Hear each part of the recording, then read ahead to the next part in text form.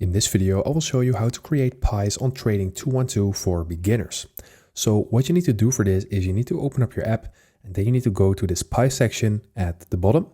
And once you are in here, you will see at the bottom this option to create a new pie. So click on this plus icon in here. And once you do that, you will have a couple of options to create new pies. You first have like the model section. And in here you have powered ETFs with the world's largest asset companies. So you have, for example, BlackRock, WisdomTree Core, and a lot of others. And you can just already select these pies.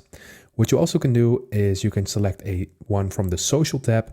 And these are basically pies created by people from the community.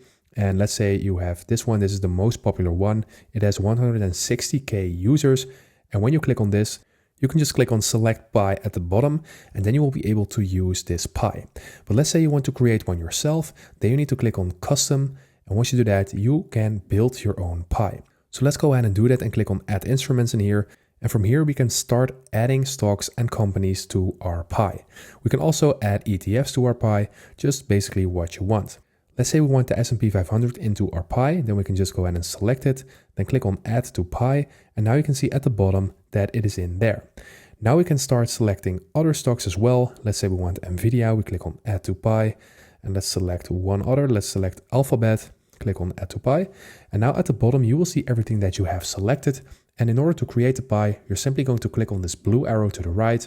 And once you do that, you will see everything in your pie. And what you can do now is you can allocate the different assets and the ETFs. Let's say you want to have Vanguard 80% in your pie, and maybe you want Nvidia something like 10%, and then Google something like 10% as well. Then you can just select it like this. And you just need to be sure that the entire pie is 100% because you need to manually change this. And when you do not change this, then you see that you cannot click on next. So go ahead and make sure that everything is 100%. So I'm going to put it like this. And now you will see what your average annual return will be.